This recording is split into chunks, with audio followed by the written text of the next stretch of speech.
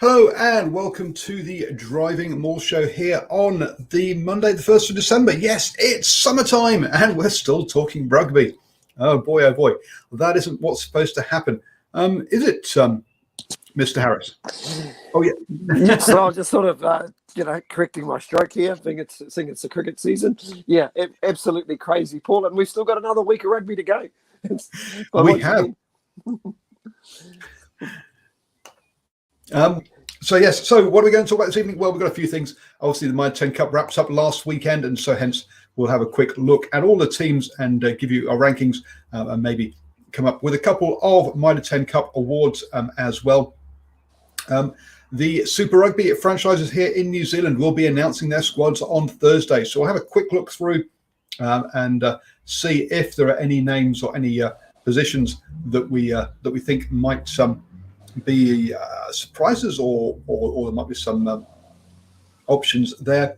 And then also we have to unfortunately talk about racist tweets with Pablo Matera being stripped of the captaincy for the Pumas, and two other players also being pulled out of this weekend's game against the Wallabies. So we'll have a chat about that as well. Any other sort of hot topics do you think I've missed off there, Mr. Harris? No, I think you've covered a lot, because I think we're going to have a little bit of a debating when it comes to items or on the agenda, like who the best player in the Mitre 10 Cup was, who the best coaches were. So I'm really excited. So I hope you've got a few candidates lined up for those specific awards. What, you mean you think I've done some preparation? Jeez. Oh, no, probably not. No, probably not. There we go. There's my preparation. I'm all ready to go.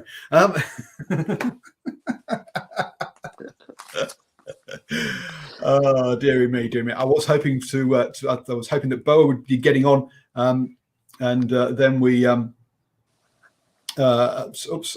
there we go. And then hopefully he'll be joining us. Yep, I've sent him a link that isn't working, and I've sent him now a link that should work. So hopefully we'll see him joining us in a second. So here he is joining us right now. Now Alex has already put in the live chat reinstate. Oh my word, Matera captaincy in there. There's a hashtag. And good evening, Boa. How are you doing, sir? Very good evening, fans. Wherever you are, I hope you're well. I hope you're safe. Small technical glitch back on air. Pablo Matera. Skeletons from the past coming to haunt him and bite him on the backside. I think there's much more to this story.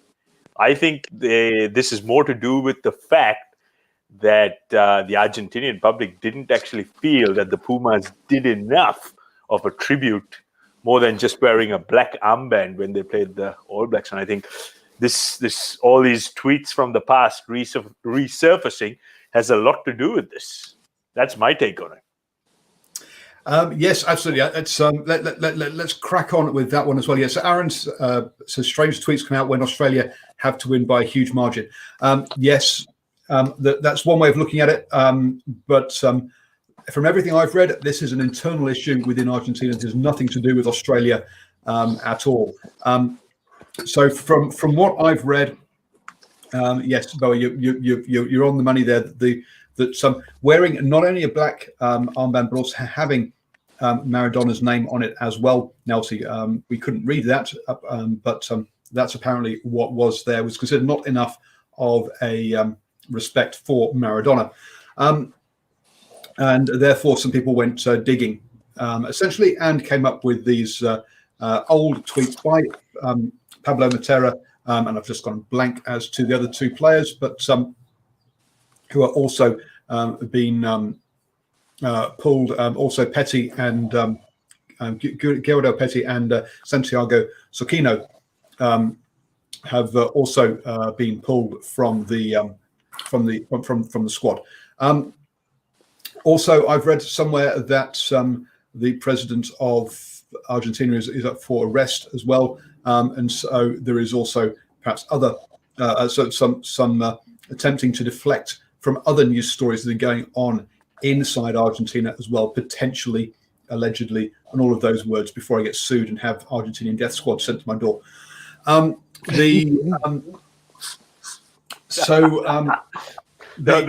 send you a white van. That's what they do there. You'll never see them coming, Paul. Yeah, but especially not about moving the glasses off. Absolutely. So that's also being alleged. Another side of this is that earlier this year, a black youth was beaten to death by a bunch of white rugby players as well. And I've read an Argentinian on Facebook pointing out the sort of there is an inherent or racism within the middle classes there, and that's also the group that happen to support rugby, and so hence there's a link there within Argentinian culture which we wouldn't know about from being outside the country, which will also explain why a lot of people were saying that if you're making comments from 9 years ago, I mean, how long do you let someone change their character? How long do you keep? Do you go back to these sort of things? But I think if we take into account that cultural link between racism and rugby in Argentina, then you can understand why they've reacted swiftly and severely. Paul, do not go on a helicopter ride. Yes, that's very true, Simon. Perhaps I should. Yes, I'll avoid that now. Aaron does make the good point. Look, Maradona may have been a highly skilled soccer player, but wasn't a role model by any imagination. No, I mean, look, we're talking about someone who was a drug addict, alcohol addict, domestic abuse, had a murderer tattooed on his shoulder. So look, clearly, Maradona had his personal issues. Let's be to put it bluntly, or put it sort of lightly. But yeah, it's undeniable his influence on society in Argentina. I totally agree with Alex. Yeah, look, it's unacceptable racist comments, but if it's 9 years ago, a guy shows remorse. We've not seen that we've not seen that behaviour for 9 years. Then yes, yeah, how much do we allow people to be reformed characters or not? I guess is part of this. But as I say, the cultural link here is possibly why, or probably why, the Argentinians have taken such swift and harsh action. Any other comments before we move on? I think I've covered everything that I wanted to say on this one. No, I think you've pretty much covered it all, Paul. I suppose, listen, I think you've got to give a bit of credit to the Argentinian Rugby Union for making such a strong stance. For starters, even though in the case of Pablo Matera, that did happen when quite a few years ago, but unfortunately, sometimes we can't hide all our skeletons in the closet. Yeah, think before you type. That's the lesson here. So any young rugby players out there watching this, think before you type, because it could come back to bite you in the backside. Oh, look, I used to work in investment banking, and back in the UK, they said, right, if anything that you type into a computer, any email you send even internally, would you be happy to see that on the front page of a newspaper? If the answer is yes, then it's okay to send. If the answer is no, then you should not be typing that on any form of media, and perhaps you should be thinking again about your actions as well. So yes. There is rumors that Jack is joining the South American competition. Sorry, Simon, I think you've done a bit of typo there. I'm not sure even about Jack, but it'll be interesting to see who that is. Jaguars. Jaguars. Jaguars. Yeah, I wouldn't be surprised if the Jaguars were to join the new professional league that's been set up in South America. It would make absolute sense for them to do so, even though Argentina already has a team in that competition. So then, boys, Mitre 10 Cup. I'm going to kick off, as I showed Stephen earlier, this is the preparation I've done for this. So, Bella, hopefully you've done a bit more than that. I haven't, not as much as you have, but wow. Should we start with the easy one, guys, the haircuts? The worst haircut of the year. Yeah, should we start with the haircuts? Go on then. Who are you going to take the easy one? Let's see.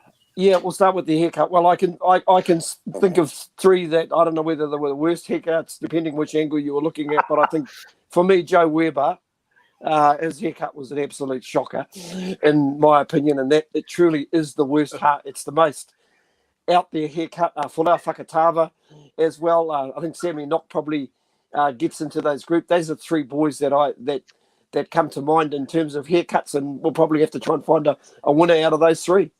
Do you agree, guys? So you mean you don't like the fact that Folau Whakatava has basically a pillow strapped to the back of his head? No, not at all. Like I say, we thought it was the Lions mascot that they left here in 2017. He obviously found it lying on the street and decided, gee, this would look good at the back of my head. Yeah, a clear top pick for me, guys. Whakatava all day, every day. I have to say that was the most. Now, this is of course very subjective sort of thing, but I'm sure 99.9% people will agree with me. That was the most hideous haircut. Yeah, in the last the last 30, 40 years of professional rugby? It's just whoa, going big. Wow. You've got to say, look, Joe Weber's basically shaved at the front and then dreadlocks down the back. Clearly, is one of the worst as well. I can't remember. There was a player in Japan that did something similar to that, and I can't remember what and whose it was, but I remember that. Sorry, Stephen, I missed the third name that you mentioned. Who was the third one? I think Sam Knock. Does he slip in there as well, or? Really, at the end of the day, I think Sam, compared to probably Whakatava and Weber, probably wasn't too bad at the end of the day. He just wasn't trying hard enough. That was because, again, he's basically gone long at the back with a bit of a bleach, but he's only done the tips. He's not done the whole thing with the way that Whakatava has, right? If I'm remembering rightly. So, yes, some real poor haircuts, look, at the end of the day, these young guys who don't have to have smart haircuts like Stephen does to go around doing his day job, and you can tell that I'm Mr. Fashionista because hey, I hide mine under a hat. And Boa's just basically decided that hey, it's better just to take the whole lot off and not have to worry about it in the morning. Yeah. A bit of a shine in the morning, and that's all he needs. So I'm not sure where the best placed about Fashionista, but but I think that also a lot of players have gone for. Obviously we've had the bleached and pink hair as well. Has been an interesting look that we've seen from players, and they really have enjoyed doing some really horrible things with their hair during lockdown. So that's I'm you guys want Whakatava, I would go for Weber, but there. Try to think of a bald person, says Alex. Bull Allen. Yeah, yep. Back in the day, actually, Bull's haircut wasn't too bad because it wasn't really a haircut. He just shaved his head. Exactly. And inspired by Boa. Yeah, that's right. Bruce Willis saw my head and said, "Boy, that's I'm going to do. I want to be that guy." Yeah, and he started a trend. Yeah. Look, Whakatava. You know what? Whakatava's hair reminds me of an albino mangrove. Seriously, it's just that out of place and out of whack. It's just Anyway, moving on. I mean, coaching is your area of expertise, Boa. So, which coaches this year have stood out for you, considering the cattle to work with? Look, three coaches. For me, the most impressive was the Taniwha coach, George Gonia. No question. I think he's really instilled some discipline and really worked on honing the basics of the Taniwha.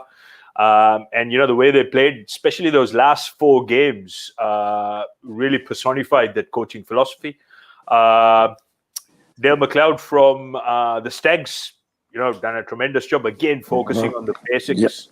I think, all credit goes to them.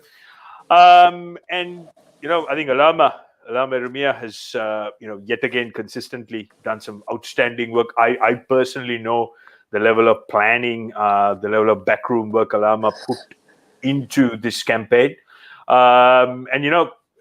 In theory, guys, he was only one drop kick away from winning NPC or Mitre 10 titles. So in that order, George, Dale, and Alama Eremia, top 3 picks for me.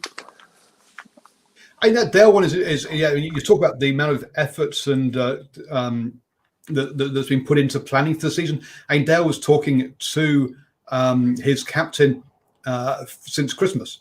So he's been, this has been a long time planning there with, I've just gone blank, the American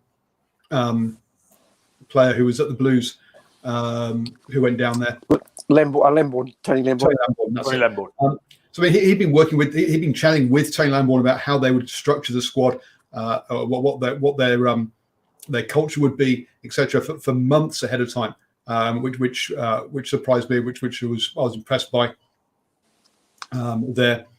I think another person I was going to throw in there, in Clayton McMillan, taking Bay of Plenty up, get promoted, and then get them into the playoffs as well. I thought was a in 2 seasons was a good shift by him. And obviously the other losing semi-finalist, Strawbridge, again, 2 years ago promoted and then into the playoffs. So, again, 2 other coaches doing some really good work around the provinces. Stephen, who do you agree though that Cornea is top of the pile? No, they probably won't let me pass the Brenduans after this. But no, I haven't gone for George this year. Even though I've got to say, George, given that we're in a COVID year, I thought Cornea probably just there's probably a little bit more work to be done with that Northland team, because I thought they started off okay, but just fell off the rails a little bit in the second round. There might be a few question marks over some of the original sort of selections, but once they found their mojo, definitely a tick in the box. I like Boa, loved the work of Dale Mcleod. When you consider what he's actually got to work with, which is not a hell of a lot, he did very, very well, and he had that team playing with a lot of heart, and they're probably limited resources as well, so made the best of a difficult situation, but very well led as well by Tony Lamborn. The other 2 candidates I had, listen, I think not entirely sure who the head coach of Tasman is, whether it's Shane Christie, Andrew Goodman, or Clark Dermody. But listen, guys, you've got to have them in the mix to come up and do this back to back. I know they had a very strong squad at the top of the season, but in reality, they lost a lot of their All Blacks, and then they had a lot of injuries as well. Alex Ainley, Nankiville was injured. They had a few guys, a few bodies that actually ended up on the injury list, and to come through, especially even more so after getting well and truly thumped by Auckland at Eden Park in the round robin game, where they looked like the wheels had fallen off a little bit. They bounced back very, very well. And the other coach that's in the picture, Mark Ozich and Josh Symes from Hawke's Bay. I mean to say, the guys have got the Ranfurly Shield. They've promoted themselves to the championship division. Listen, along their journey as well, they won that competition very, very comfortably, and there was a lot of talk around that they'd be very, very competitive. He's put a really, really good squad together, and listen, guys, that's where I'm for me. Mark Ozich and Josh Symes get the chocolates for me, but that's only just ahead of the boys from Tasman, who did an amazing job as well. And like I say, full credit to Dale with what he's done. On that one, Hawke's Bay, the only team in the championship with a positive points difference. All the rest had negative ones because of the crossover games, obviously with the Premiership there as well. It's a matter of which teams haven't we talked about, I guess. In that kind of sense, there's been quite a lot of good pieces there. I'm going with Southland. So we've got a split decision there, folks. But I think we've name checked all the coaches that have done sort of really good work or stood out, particularly in all of this. Talking of coaches, and we've already had our first casualty of the season, and Taranaki are looking for a new head coach down there. Look, I've gone blank for the guy's name now, but he's only what? Willie Rickards, yeah. Willie Rickards, only 35, I think it is, or 36. So he's a very, very young coach. Been at Taranaki, I think, for 3 seasons. Basically took over when Cooper went up to the Chiefs.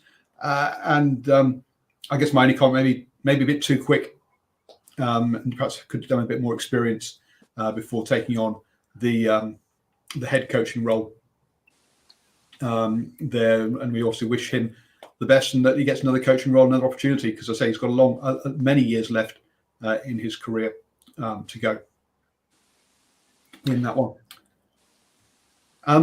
Emerging player then, folks, who has rocketed into consciousness that you weren't aware of before, Stephen? Well, I'll rattle out a few names, so I'll give us something to get our teeth into. Of course, there's Folau Fakatava, who's been absolutely outstanding this year. We saw a bit of his talent last year, so we may not consider him an emerging player, but also Shea Fihaki as well. We saw the talent of this kid, rock up with about 2 minutes to go and knock over a 50-metre penalty to keep Canterbury in the Premiership. Zan Sullivan, after not having a contract with Auckland earlier in the year, boy, just showed what a talent he is, and within the space of a few months, he's going to be named in the Blues on Thursday. Watch out for that. Like the look of Josh Lord, the big tall lock from Taranaki as well. Looks a kid on the rise, pardon the pun, guys. Also, Joe Johnson from Bay of Plenty on the side of the scrum, a loose forward that we'd not seen before, but he also took his opportunity, and a couple of other boys from lesser sides. TK Howden from Manukau Turbos really, really impressed me as a player. Tall, rangy, physical, very, very, very tough kid. And of course, Counties Manukau, when they were struggling earlier in the season, Baden Kerr, not just been out of the New Zealand game for a while, but Jason Robertson looked a really good acquisition for Counties Manukau, but he might have been around before. So for me, maybe any one of those names, maybe Folau Fakatava, but we saw a bit of Folau's talent last year. Bo, I'll hand it over to you, mate. Well, before you do, Fakatava, I would say, isn't emerging as he's already a Super Rugby player. So I think that's we will definitely scratch him from the from this category. Great, wonderful player that he has been. Sorry, we can put him in another category though, but that's okay. There you go, Bob. Well, look, for me, I'm going to show a little bit of Auckland bias here, and name you mentioned, Zan Sullivan. I think Zan's been knocking on the door. Love the way this kid plays, especially in the Gala Premier Auckland club competition. I think he got 3 opportunities to kick at goal for Auckland this season, nailed all 3 of them, especially in that semi-final. Really knows when to inject himself into the game. He's got a great work rate. He's got good X factor, and he'll score contract with the Blues, who hopefully get named very shortly. And he's got all the characteristics of being that X factor player who can spark something out of nothing. And I think Auckland coaching staff used him very, very well.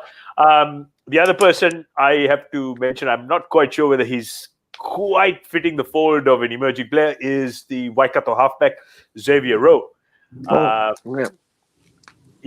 Incredible player. Again, lots of energy, lots of enthusiasm, great attitude, great work rate, almost like a mini mold of Aaron Smith in the making. So I haven't got a list as long as Mr. Harris's, but for me, those 2 players, I'm a little bit biased, as I said before, with College Rifles player Zan for Auckland.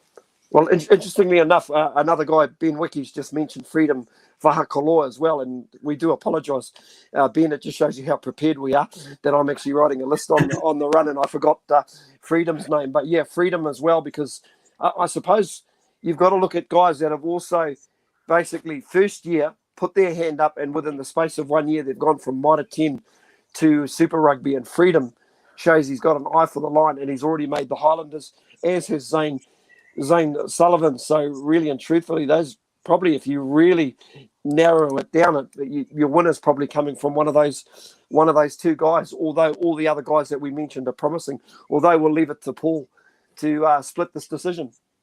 Me, I was going to say another player's going. As you say, it's got to be someone really who we know is going to pick up a super contract. Zan Sullivan, Xavier Rowe also will be picking up one with the Chiefs. So it's good to see that we are seeing these guys are getting rewarded for coming through and making their mark. But we have to make a decision. You've gone for Xavier Rowe. I'm going to go for Freedom Vahakolo, and Boa's going to go for Zan. So we actually need somebody to split us on those. So if we can get some votes rolling in, we'll run with your votes at the end of the day. So those are our three that we're talking about: Freedom Vahakolo, Zan Sullivan, and Xavier Rowe. So those are the three. So just send your votes in, and at the end of the day, a little bit like the American diplomatic system, we'll have a recount. Diplomacy will speak. Maybe not. We'll take it to court. Not diplomacy. You mean democracy will speak. Democracy, yeah. Democracy, beg your pardon.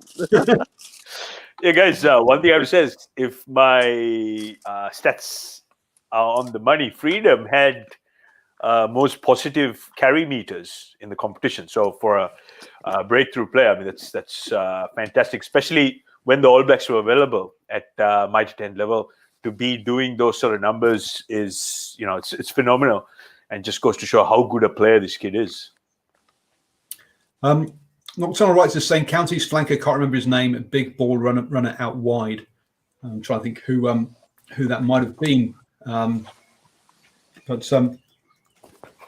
what we'll do whilst Stephen, because he's doing things on the fly, I'm assuming he's also got himself a list of player of the season. So you rattle through that, and I'll try and figure out who the Counties player was. Okay. Okay. This was a real interesting one, because a lot of guys held their hands up. Salisi Rayasi was just absolutely outstanding in everything that he did the weekend. Did this year, a little bit quiet in the final, but another guy who held his hand up in that same final and has been really devastating and consistent for Tasman throughout the whole season is Lester Whaianuku. I think he's been really outstanding as well, really, really consistent. A couple of other players I've gone for. Now, I've gone for a veteran, because when Canterbury was struggling, they needed somebody to really, really stand up.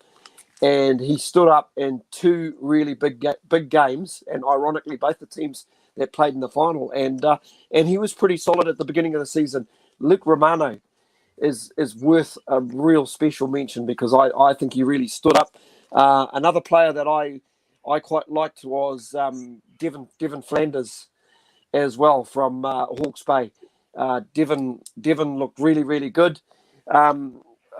Just looks like an All Black in the making. Call me a little bit biased here. I've also gone for Sam Nock. I thought Sam Nock had an outstanding season for Northern. Unfortunately, sadly missed when basically he got injured. Also like the look of Adrian Choate from Auckland. I thought just really outstanding at the turnover, outstanding at breakdown. Listen, guys, in just a little time, those are a few names that I wrote down. I think you've also got to throw a couple of other upper leaders in there as well who are outstanding. It'd be remiss of me not to mention Ash Dixon, who is he just keeps on keeping on, and anywhere else in the world he'd probably be running around as their number one hooker. And of course Tony Lambourne, just absolutely inspirational for Southland. Now, I apologise if I miss anybody. Just throw us your ideas if you're tuning in. Just chuck it up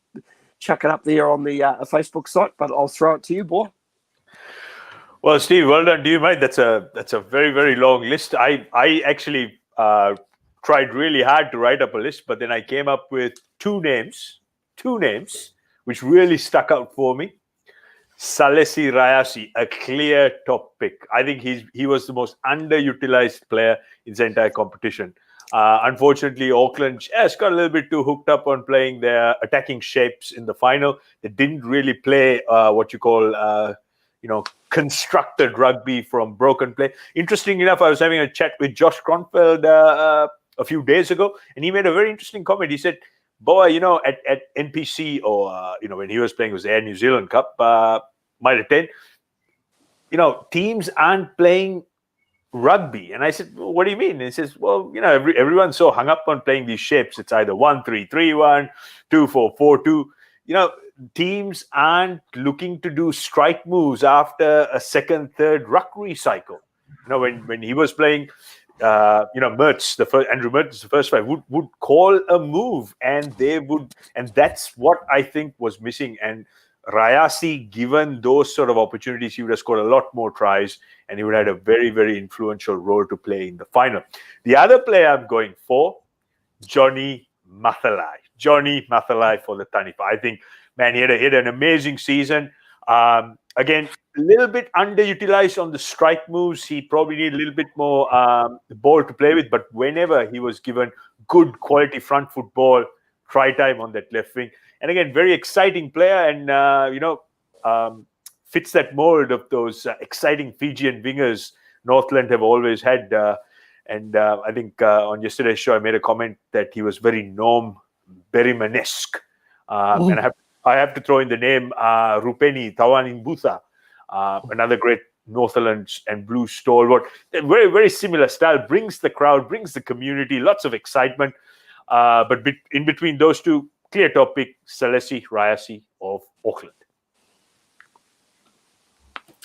I'm over with Lester Whaianuku from Tasman. For me, really is more my kind of player. It's interesting we've not mentioned many 10s in all this, which is that Terry Black had a really good season, just controlling things quietly for Bay of Plenty.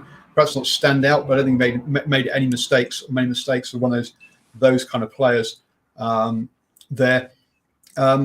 It was interesting you brought up quite a few of the older names as well, Stephen. We had back to players. I mean, we saw players like perhaps doing a lot of stuff off the park that we don't see, but Liam Messam, Adam Thompson, a lot of sort of older players have come back. Perhaps not out for player of the season, but it's been good to have them around to provide that leadership overall there. But yeah, Lester Whaianuku for me. Well, that leaves me with the casting vote, I would imagine. So I'm going.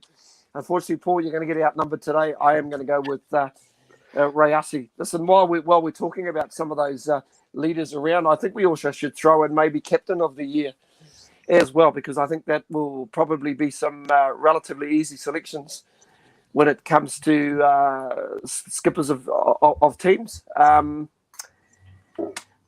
Just probably looking at the candidates, Ash Dixon, I suppose, stands out. Tony Lambourne, being a very, very good skipper. I thought, I thought Duplessis Karifi was shaping as a very good skipper for Wellington before he was called into the All Blacks. But really, at the end of the day, guys, if you can think of somebody else, I can only think of one clear winner. Yeah, absolutely. I think you got to. It's hard to go past. Yeah, Ash Dixon clearly is the man who leads them around. Third vote, Ash Dixon. Yeah. Clear, easy top pick. He's got the mana. He's got that real presence, and he's very decisive when he makes a call. And I think all the boys, especially at Mitre 10 NPC level, they respond really well to him because he's that older statesman. One thing I do have to say is I'm not a big fan of getting most of the older boys coming and hogging a position. I think NPC is a pathways program to higher honors. I think we need to get more younger players involved in it, but that's just a personal coaching bias I have. I'm not a big fan of trying to get guys who have had 360 something games, who've gone overseas, coming back because they need a contract. It's you're far better off investing in a younger player and giving them opportunity. That's just my take on it, guys. I was just thinking, guys, if we ever need somebody to come off the bench for the show, we can bring Ben Wiki on, because he's just mentioned David Havili for his leadership and consistency of performance. Yeah, good point, Ben. You'd have to those would probably be your three in the mix: Dixon, Lambourne, and definitely David Havili. You'd have to say David Havili. He just did not drop his standards throughout the season. Even though for a back sometimes it's never easy to skipper aside from, especially way at the back, but at least you get a vision. You do see pictures that a lot of other people don't see. And just replying to Aaron before, yes, we've been a bit harsh on the forwards. Yes. All our prizes are going to the backs. It's just hate. It's just the way out. It's just our opinion and the way we see things. Yeah, they're just interesting to see, aren't they? Talking of forwards, though, the player we're thinking of from counties is Vilamai Talani. Yeah, big strapping lad. Yeah. Paul, one thing I have to say is, one of the reasons why we haven't spoken about too many first fives or tens is because most of the teams, their playing patterns, they either play off the 9 or they're obsessed with these attacking shapes. So you don't really see their attacking flair and creativity from a 10 unless you have a real special player. So that's a pattern you're starting to see pretty much right around the world. I mean, I was watching the England v Wales game the other day, and it's the same thing. They play a very robotic pattern. They're very good at obviously playing these patterns, but purely from a excitement point of view, you don't necessarily see those X factor individual breaks, etc. So that's probably one of the reasons why we're not talking about too many first fives. Yeah, and that we are talking about so many scrum halves or halfbacks, aren't we? That we've said that those are all sort of players. And someone like sort of Jamie Booth was a massive loss for Manukau as well. We've mentioned quite a few halfbacks during some of our chat this evening. So yeah, it's interesting. Yeah, that you say so much running more off 9, they're more visible to us than the 10s are quite often nowadays. And also, a lot of teams now will play with the fullback coming in and being the first receiver, or a winger playing first receiver for a while as well, which then also kind of takes some of the weight off that first 5, but also gives them less opportunities to shine as well. Nocturnal rights, yes. Complaining to the referee is a big topic, and I'm not going to spend the next half hour moaning about that because we could very easily do so. So then quickly, I want to, because there are 14 teams to go through and we're already 40 minutes in, we are going to go now very quickly through and give A, B, C, or D. How do you rank the team compared to how you think their pre-season expectations of the team were? And we'll start with the championship at the bottom, and we'll make our way up. Manukau finished last, just 1 win from the season. I personally don't think they had particularly high. I didn't have particularly high expectations for them, but even so, I think a C grade for them this season. I would expect them to be maybe a place or two higher than that. Yeah, really tough for those guys. Losing Otere Black at the start of the season to Bay of Plenty. They also lost Fraser Armstrong to Wellington, although he didn't feature for Wellington because he was injured. And, of course, not having Nani Lamaupi just took so much firepower out of that team. A lot of their game revolved around their halfback, Jamie Booth. Listen, it's a hard one to mark here because, they had a lot of young guys in the side. The good news for them is it looks like they've got a couple of young guys. I mentioned TK Howden before, who looked a really good player. They had another number 8 out of Palmerston Boys. Just forgotten his name earlier in the season. He looked really good, but all up for their season, they would probably be disappointed. So they're probably heading to a C- or a D. Dare I say it, guys?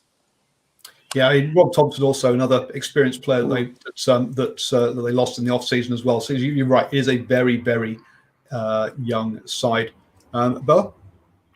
Yeah, look, there's a long list of excuses for these guys, particularly losing all those players, and Otere Black was a fairly valid excuse, but disappointment, D for disappointment. I was expecting a lot better.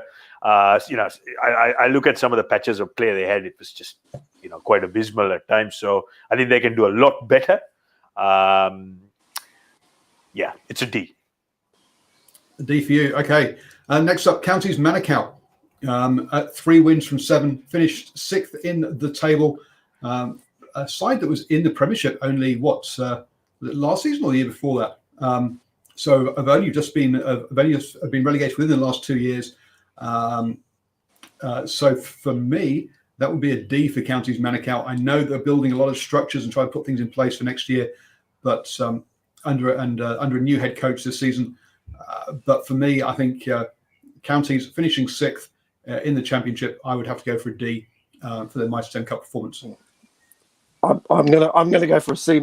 I'm gonna go for a C minus. They found a little bit of form towards the end, and there were times they were competitive against Premiership times. So I'm going to cut them a little bit of slack and give them a C minus. Sure. I have no sympathy. I'm with Paul.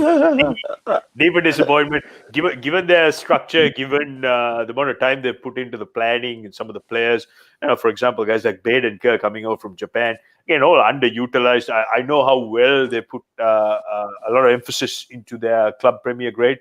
So, again, guys, very, very disappointing. They should have done a lot better. So, yeah, D for disappointment.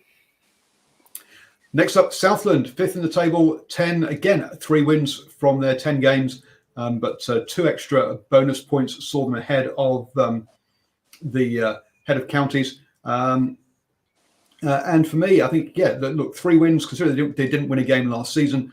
For me, I think I've got to say a B or a B plus for me for Southland. Yeah, I'll go along with that. I was sort of thinking a C plus or a B. So what's the higher, the B or the C? The B. The B. I think for Southland, I'm going to give them a B plus this year because there are probably a couple of games along the way that they'll really kick themselves for losing. That game against Northland, especially, could have also had a win against Waikato. Really and truthfully, I think if I know Dale Mcleod, and he said at the beginning of the season that he said they were gunning to make the top 4, not just to make up numbers. So I think I think for me maybe a B. Yeah, I mean they were 8 points off the top 4. There was a fair gap there. Bella? Look, as a coach, as a coaching educator, I always look for effort. It's all about critiquing effort. So I think we've got to give, my personal view is Dale, with the planning, with the amount of rugby IQ he brought in and how he managed his resources with the players he had, got to give him an A. A for effort, guys. There you go. Wow, A for effort. Okay, interesting spelling, but we'll do. Moving up then, Taranaki. Another side like Counties been relegated the last 2 years. I'm pretty sure it's 2 years ago now. Started off with the Ranfurly, did actually win the Ranfurly Shield this year, but finished the record of 6-4 on at 24 points. They're losing bonus points, 4 losing bonus points. They were close in a lot of those losses, but we have seen the coach go down. Now, for me, this is a C. Taranaki are a side that should be a Premiership team, I think, or at least challenge or getting much closer to that. Now, sure, they are down on cash because of their stadium, but I think, a C for me this year. Stephen? Yeah, I've got to go along with that, and they kind of imploded in that semi-final as well. I realise you've got all the injuries, but listen, they're a side that still had enough quality names to put out some better performances. What they did, and it started really so well from them. I know we're sounding really a bit harsh with the injuries, but C's about right. I agree, Stephen, and I don't think you're being harsh at all. I'm going to be really, really harsh. And can I give someone a U for unclassified? Oh no! That's look, guys. I think Taranaki extremely disappointing. If they look back and I get all these issues, but again, it's a reflection of what's happening within the organization, and And you have to, especially at this level, you have to be able to very quickly communicate amongst each other and sort it out. So very, very disappointing performance yet again, and deep disappointment. What can I say? Well, you've got somebody who agrees with you, because Nocturnal Rights agrees with you as well. He says big talent roster. Yeah, exactly. But look lost too often in games. So hey, there you go. Northland up next, 5 wins from 10, also on 24 points, same as Taranaki. But obviously got the more wins there.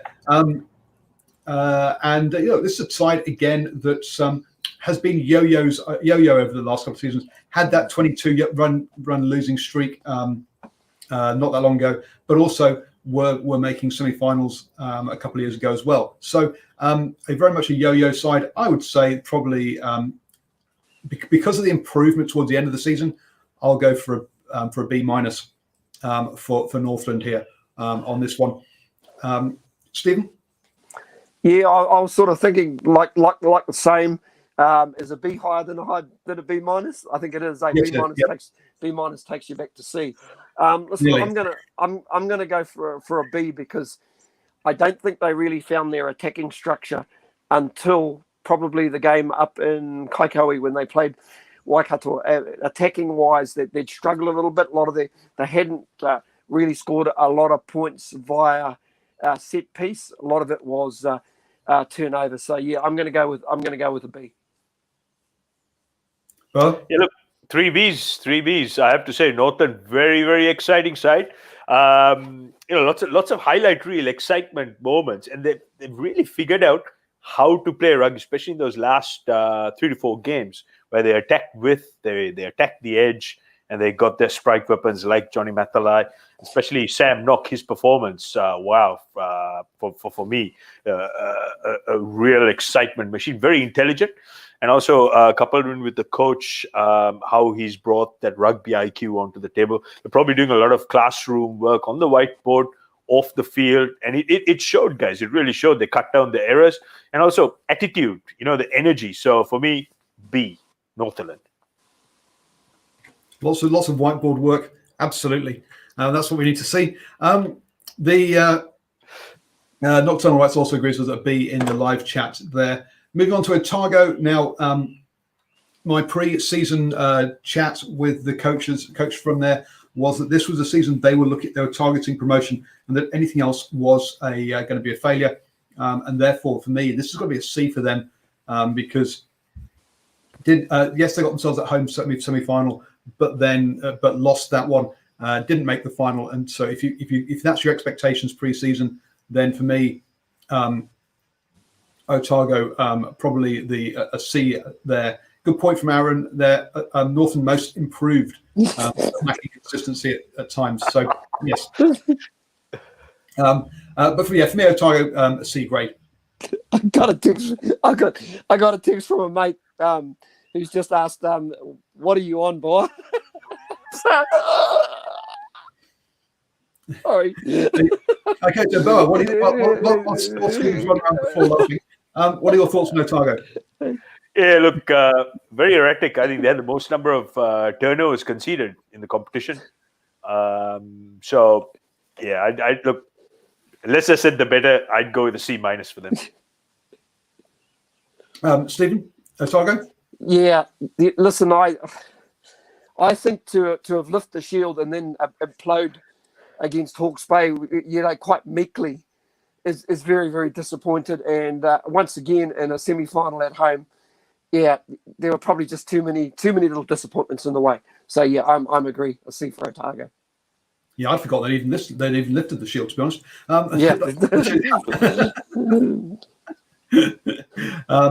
Hawke's Bay, look, taking the shield into the summer,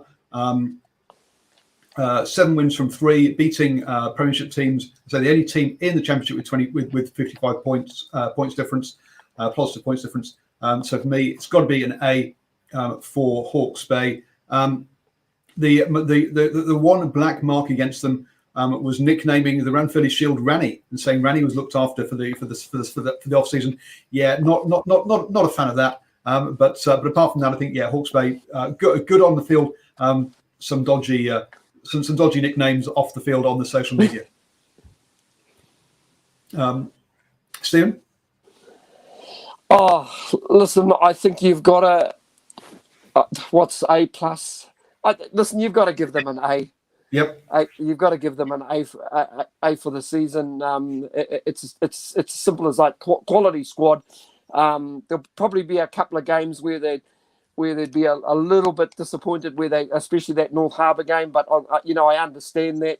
I think they were probably trying to rest their players, so they were well beaten at North Harbour Stadium. And I don't know if you can actually call them the Bay, because they did get beaten by Bay of Plenty this year. Even though they're definitely not. They're definitely not the Bay. That's a certain. They're definitely not the Bay. So I can't give them an A plus. It has to be an A this year. That's 3 A's then. It's 3 A's. Easily the most strategic side, best leader. They picked and choose their battles very, very well. And also the points differential. I mean, that tells you that they targeted the games they wanted to target, and they came out with the right results. So from an overall holistic point of view, great coaching, great players, great management of their playing roster, A+. I've got a couple of A minuses in there, but and some A pluses. So yeah, that's. But I'm not sure we can. Simon, there, a Bay of Plenty fan, putting in an A minus. I think we can understand where that's coming from. Moving on then to the Premiership. North Harbour, 5 from 5, 27 points, 2 points off. They're a team that I think really turned their season around. Early in the season, I had them down as, after I think it was opening 3 losses, I had them down as definitely relegated, but really fought all the way to the end, turned things around. And I think even though they got relegated, perhaps I don't know, is it a C because it got relegated, or is it a B because of the performances and how they turn things around? I'm in that kind of. I'm just practically a B actually. Stephen? Listen, just the way they started, and once again, they're another team that beat both the Premiership finalists as well, and which is just random and crazy. Because I'm pretty sure, I know, talking to a few of the Auckland coaching staff, they actually wanted to play Harbour again just to get some payback for that loss, but it wasn't to be. I think just the start of the season just absolutely killed them, and they were also playing catch-up. And I think a bit of a low point was also losing to Southland down in Invercargill as well, a game that they should have won, and that's with the greatest of respect to our friends down in Southland. At the end of the day, and it's so cutthroat, it's just really the difference. They scored 33 points on the final day. You'd have to probably say B minus for me. Well, we've got a couple of Bs in there from Nocturnal Rights and Simon, but Aaron, the Auckland fan, has given Harbour a D. Tad harsh there, Aaron. Oh, you're still sore about that loss, aren't you, Aaron? No, look, for me, it's key. I mean, they started like a house on fire. It was a bit of like a soda pop bottle, wasn't it? They were just all fire and brimstone, and then they just kind of lost their way a little bit. And I agree with Stephen. There's a bit of a blemish there, losing to Southland. They should have never, ever, ever lost that game, but they did. And just consistency, and also from a tactical point of view, I wish they had taken more shots at goal, because had they done that, it would have been a very, very different story. So for that reason, I'm sort of leaning more towards that sort of B minus, C plus C by minus area. Yeah, I think, look, expectation-wise, I think we're all expecting North Harbour to be part of that relegation battle pre-season anyway. A team we didn't expect to be part of that relegation battle, and we thought would probably be, into the playoffs, would be Wellington. 5 wins, again, 5 losses, 29 points, just stayed up on bonus points. They had 7 try bonus points in 10 games is some going, the most out of any team in the league. And then to score that many points, but to let in 248 points, which was the second most in the Premiership. I've got to say, Wellington for me got to be a C minus, if not a D actually. Really poor season for Wellington in my book, Stephen. Yeah, I've got to agree. For a side that started pretty well, and I'm talking about a really convincing win over Auckland at Eden Park. that was their second game. They beat Auckland at Eden Park 39-21. But if you think back to the first game that they played against Waikato, a complete turnaround. They got absolutely thrashed. Waikato put on 53 points.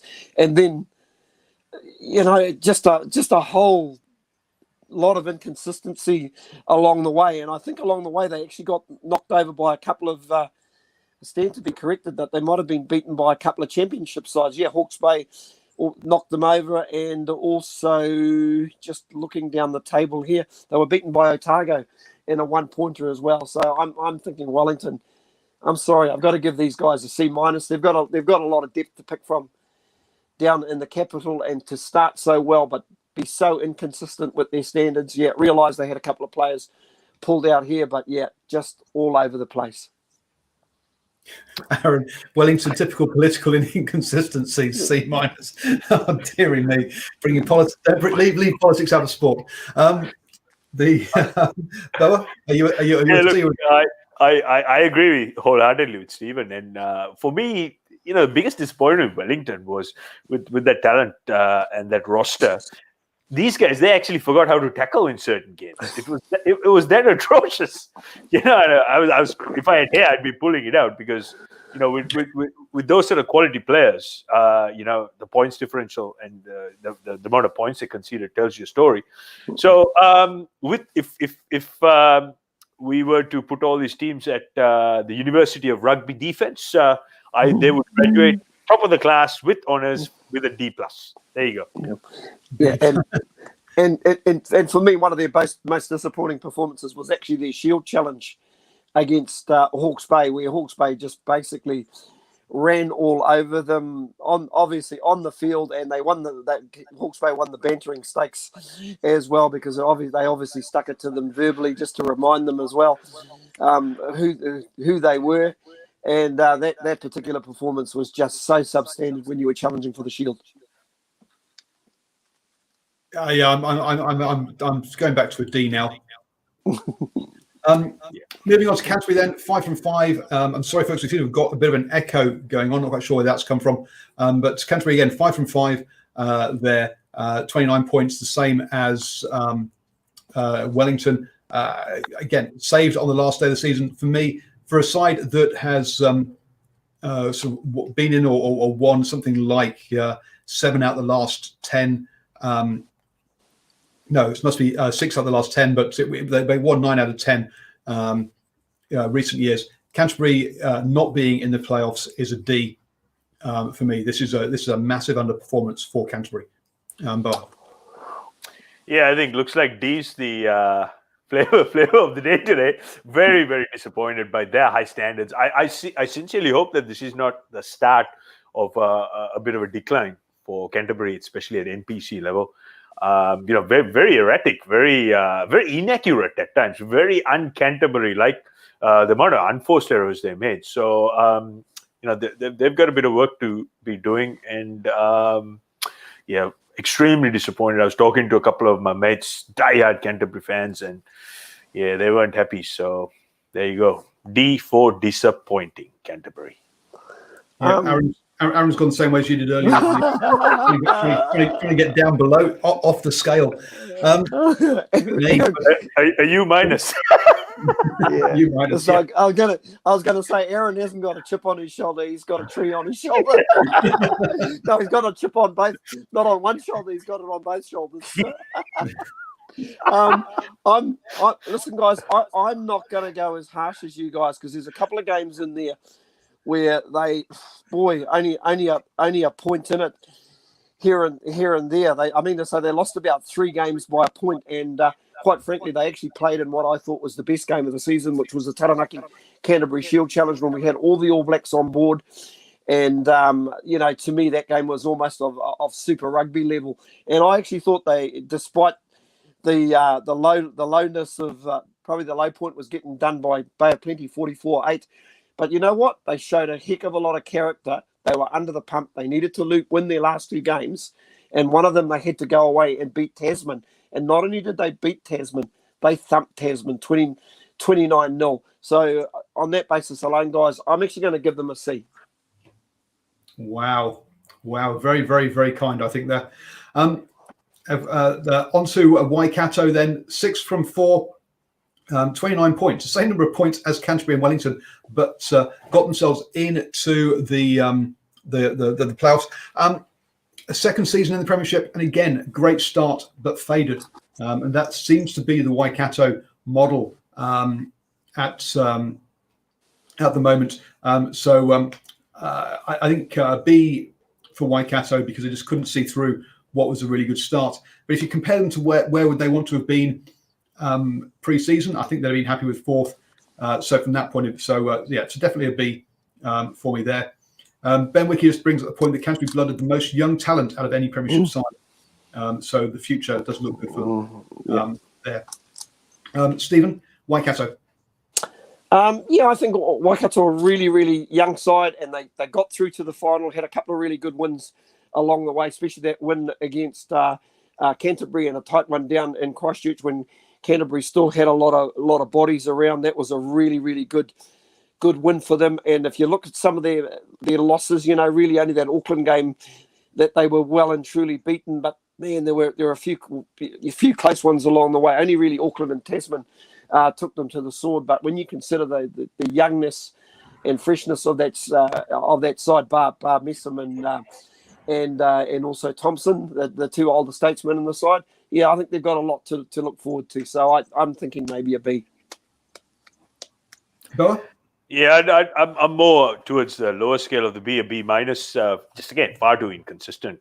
When they were on fire, they were really, really on fire. They were hot ass. But boy, when they went into that weird cold shell of theirs, they just looked completely listless.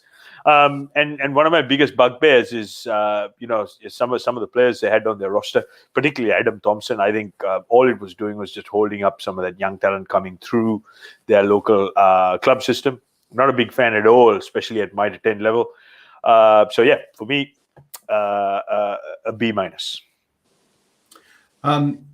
Bay of Plenty then, first year in the Premiership. A team that I thought would probably be part of that. The lower half of the table, be in the relegation scrap, and it looked like that early on. Turned things round. I think it was like 5 wins on the bounce. So to see them into 3rd place on 31 points. So for me, it's going to be an A for Bay of Plenty.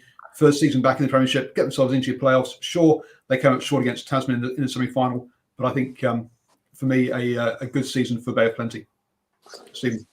I'm going to go with the B+. I mean to say, you spoke about that early season form, and they were probably my tick in the box to get relegated after losing those first 3 early games, especially after Wellington put them to the sword 32-10 sort of thing, and also Auckland beat them, so they looked like they were going to struggle. But fair play to them. They turned it around, strung a whole lot of wins together, including that 44-8, and like you say, coming from the Championship. But I'll tell you what, I think they were reasonably geared to be in the Premiership when you look at their depth, guys. So I'm going to give them a B+ for this year. Yeah, definitely. I'm in the same boat, B+, because the way they bounced back from some of those defeats showed some real character, and also went back to their planning, and also off the field. I think the union of Bay of Plenty has done a lot of good things to prop up the structures. So I think all that's just a reflection of how they play on the field as well. So yeah, B+ there. Before we get into the top 2, just to let you know that I'm going to be I've got lined up chats with Southland, Counties Manukau, and Northland for post-season, for end-of-year reviews, not just around Mitre 10 Cup, but around the whole year for them as provinces. So looking forward to having a chat with the CEOs from those 3 provinces. So do look out for those videos coming out on the old feed and also as a podcast as well. Remember, you can listen to us on the go. Just search New Zealand Sports Radio on your favourite podcatcher, and be at Acast, Spotify, iHeartRadio, iTunes, Apple Podcasts, all those sort of wonderful places. Tasman then, back-to-back champions. Perhaps definitely not as convincing as last year, having to go away to Eden Park and win it. It's got to be an A because they are champions, but I think an A- because I don't think they were as consistent during the season as they would have wanted to. wanted to be, Stephen? Yeah, I would probably give them an A, because once again, they looked untouchable at the beginning of the season when you looked at their depth of squad, but all of a sudden they actually had to go, once they started losing a lot of guys. Being at the press conference on Saturday night, listening to Quinton Strange, he said we all of a sudden, losing all those guys, we actually had to go back to it and pick club players and bring club players into the side and verse them. Tim O'Malley at second five, Matamua Fox, just for a couple of examples, one of the locks and one of the props that they brought in. So all of a sudden they had to eat into their own union depth. And yeah, sure, the wheels looked like they'd fallen off, especially in that Auckland game. But you know what? They showed a heck of a lot of character. They weren't the favourites on Saturday night, and to do it back to back with the squad that they had, they're pretty well coached side. I'm going to give them the A. Certainly, they weren't perfect, but an A for me. Well, I'd be going A+, back-to-back champions, and they won the key moments with the cattle they had, and they knew which well to go looking for the right type of water. So, given the injuries and given all the players, the All Blacks, they lost, fantastic work, especially to come to Eden Park and do that and keep and hold their nerve, and most importantly, take that shot at, take that penalty, that shot at goal. In my view, that was the most important decision in the entire season. And that was the right decision. Well done, A+. Finally then, Auckland, champions 2 seasons ago. So the second final in 3 years.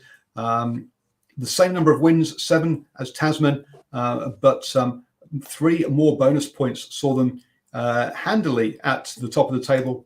I think they were top of the table with a week to spare, so could rest and rotate players. Won their semi-final, came up just short in the final. I think it's got to be an A for Auckland. For me, obviously an A+ would have been winning it overall, but after last season, to have come back and got themselves back to a home final.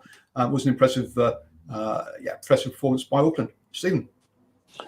Yeah, they are a young side, and after that Tasman game, I think you could have beaten Tasman in the round robin. I think you could have almost put a ring around them, but for some reason, from the Northland game, even though they won that particular game, it was like they had dropped a couple of levels. I couldn't quite put my finger on it because they had a reasonably good set piece, and all of a sudden things like lineouts started falling apart, and that was a real problem for them in the final. And once again, being at the press conference, Alama Ramir very, very disappointed, and it certainly wasn't the face of a coach that was looking at an A or A+ sort of scorecard. To me, he was so disappointed. I think he could have easily gone to A- or even back down to a B+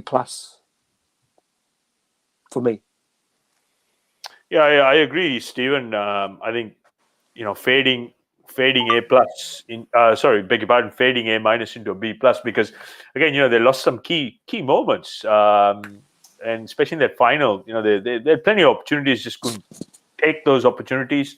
And what was really alarming was their set piece, the line-out. They just capitulated at a few key points in the season. And I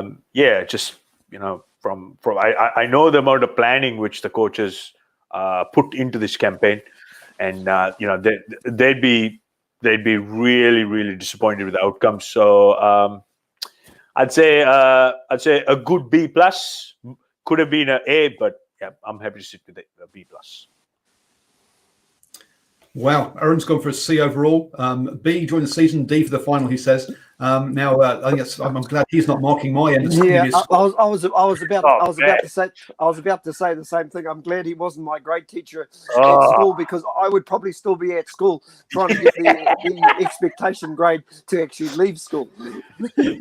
No certificate. No. Sorry, no. Oh man. So, summer school for you yet again, Stephen. Yeah. Back to school, guys. Cool.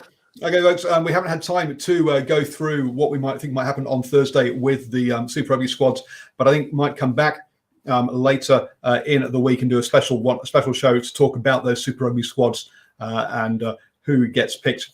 I'm thinking there might be a bit of a surprise for the team in yellow. So maybe someone there that's a bit of surprise naming in that one is where I'm thinking. But we'll have to wait and see on that one. Tomorrow night, I'm going to be at the Premier hockey tournament here over in Hamilton, doing some post-match interviews. So do check out the Facebook page for that. On Thursday, I'll be at the All Blacks, the Maori All Blacks versus Moana Pacifica media event. So hopefully bring some interviews from that I can put up on the page, as well as covering the game and being at the game with my media pass the first time. The media pass for the Maori All Blacks versus the who do you call them? Moana Pacifica. So my first time that Rugby New Zealand Rugby, has actually given me a media pass. All the ones have been from the provinces. So hey, folks, maybe, just maybe, I'm nearly making it. You're relevant. You're relevant, mate. You're relevant. Yeah, Moana Pacifica was having a training run at Manukau Rowe this afternoon, 3 p.m. It was a good community event. So just the record. And I have to say, guys, very disappointed I didn't get to have a bit of a rant about the refereing and the cards or the lack of issuing cards from last week. But I'm sure we will have plenty of opportunity coming up in the weeks ahead. I'm sure. And as Aaron said, yeah, great, loving the show. Thank you, Aaron. Although, folks, if you love the show, then do become a supporter of New Zealand Sports Radio. Head over to patreon.com/NZ Sport Radio, and you can support the show financially. Yes, maybe I can actually cover my petrol costs, and never mind actually eating. Eating's cheating, as they say. But getting around to all these events. So, folks. I'll also actually, since I'll be in Hamilton for the Moana for the rugby, I'll also be heading to some, hopefully, some more hockey on Saturday as well. So all of that content coming up on the what do you call it? On the page. Nocturnal Rights says Paul is an influencer these days. I'm not sure who I influence. Perhaps Paul, and that's about it, really. So thank you, Stephen. Thank you, Bella. Been an absolute pleasure as always.